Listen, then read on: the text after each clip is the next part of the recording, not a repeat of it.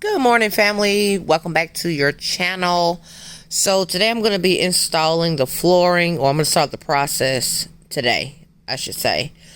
And I'll show you how I do it, and I think I might talk about it a little bit later in the video.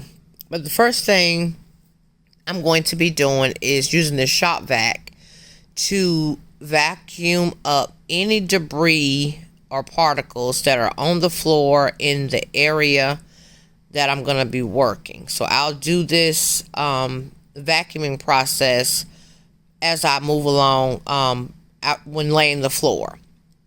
So I'll do it in little sections just to make sure, you know, the section I'm working in is free, because any little crumb or particle underneath these tiles will not allow it to adhere properly and stick to the surface. Okay, so here, now that I have the floor all cleaned up, I'm showing you right here, I'm going to be laying the first piece of tile right here in the corner. I'm going to lay the full piece of tile down first. So I'm just peeling the back off, and I'm going to butt it up in the corner snugly so that it's flushed down the side and across the top. So the first piece I won't cut just yet. You want to press down firmly to make sure that you're pressing out any air bubbles. And you could also feel any lumps or, again, debris underneath that you will need to remove before you move on, so that your product will stick properly. So on the second piece, I like to stagger the floor because I don't want two pieces that are the same length side by side. I like the joints to be staggered. So the next piece, I'm going to cut it, and it doesn't matter where you cut it, it just needs to be cut shorter than the first piece. And then you want to alternate that process for the very first row. Long, short, long, short, long, short. And then when you get to the other end, the process starts over.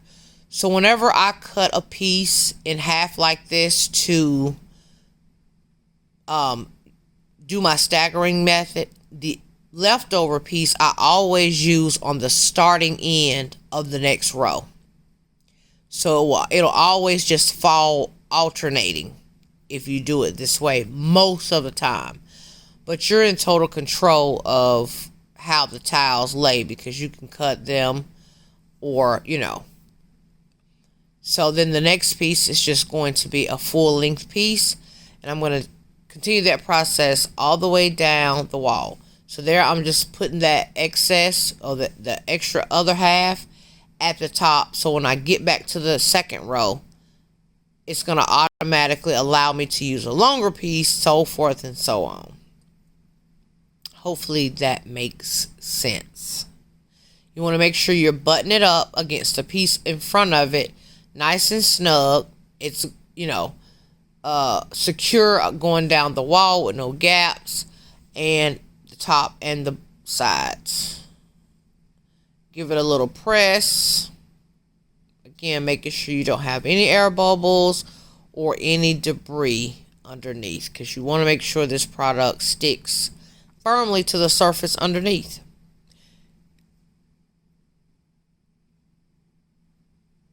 I always use a piece of tile, the straight edge of it, to make the cut on the piece that I'm working with. So I don't use a ruler or anything like that. I just use a piece of the tile, make my cut. Also, the products that you're going to need are very, very simple.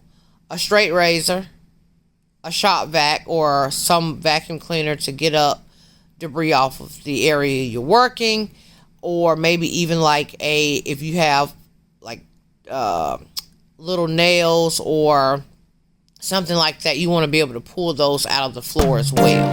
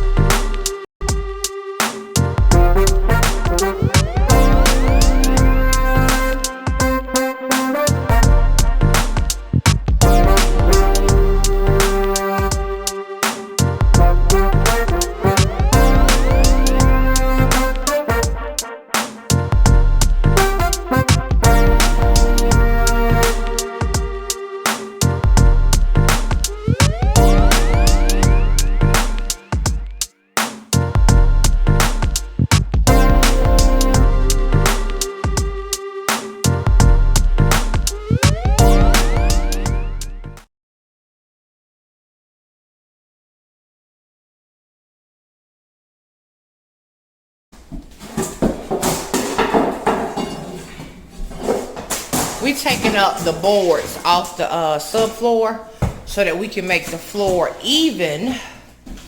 Because otherwise we're getting stuck to the floor too. But right here, initially it was a hump from how high the floor sat. So when I had installed that floor like this, for example, see how this is sitting? Well, it was like that, more like, you know, down. But that little bit of a transition made a world of difference in how flat the floor laid right here in the transition spot. So so we're just taking it up to make it flat. And then I think I'm gonna end up reusing this right here downstairs later to help in a different area. But here's where I'm at so far on the floor. And I still haven't put the light in here yet, so that's why it's kind of dark and it's overcast day to day too. So, but this is how it's coming. Look at this. Oh my God. Hallelujah. Hallelujah. Daughter, look at this. What you think? What you said? And okay, we're ready to take a break because we is tired, honey. We is tired. Construction women is tired. That's my coffee sitting right there. That is, and listen, let me just say this. This is the flooring. This is all we could find between two LUVS home improvements. So I had both of them to call or to look in the system to see what other stores had this. So the store we was at, we bought all they had, and then they called and was like, the one that's nearest us had some there. So then we went there and got that. And so I asked him, could he look in his system and see what other stores, minus the one we went to, that have some more. So we literally are about to, before this quarantine really shut us down, we're gonna have to go and hit all of those all of those stores to get everything that they have to complete the project. Now I measured the square footage, and this, I'm not sure if it's gonna be enough to complete all of what we're trying to do up here. So it's going to be important that we find. That's the only thing about this type of flooring, is the Lowe's don't really carry a lot of it in stock. People sleeping on this floor. I'm telling y'all, it is the best. The best. How pretty that is. It makes the living room look so much longer. Oh, okay. Let me go back to work. I'll come back when I got some more done. Full on construction. You know, it always looks worse before it looks better, you know. And the walls is still a little bit damp. You see how let me show you right here. Look at this. You see this area right here, like, see how that darker than the white on the edges? You see the color difference? Okay, I think you probably could see it. I don't know. But that's how you know it's still wet. That area that's darker is still wet. It's drying slowly, but I need to let it dry completely hard. And then I will sand it down, right? Smooth this, what you see, out. And then I will come back and add another layer, a thinner layer, at this point, of the joint compound. Let that dry and just keep repeating the process until I get a smooth layer. There's two ways you can fill a hole when you have large holes like that. And honestly, I should have done it the other way. I should have done it the other way that I initially was going to do it. But this way just takes a little bit longer for prep time. You'll still end with the same result, but it just takes a little bit longer, that's all. So I'll be back when I'm further along.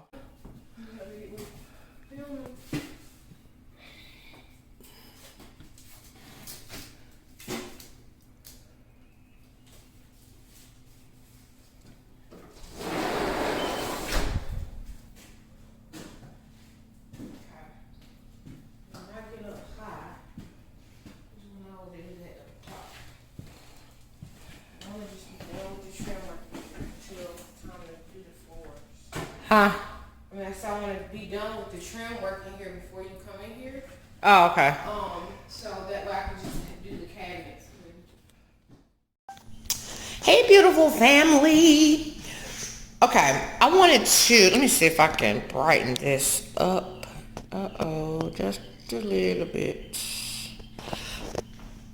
I wanted to, oh, you know what? Let me turn you around. Let me turn you around. Wait a minute. Wait a minute. Hold up.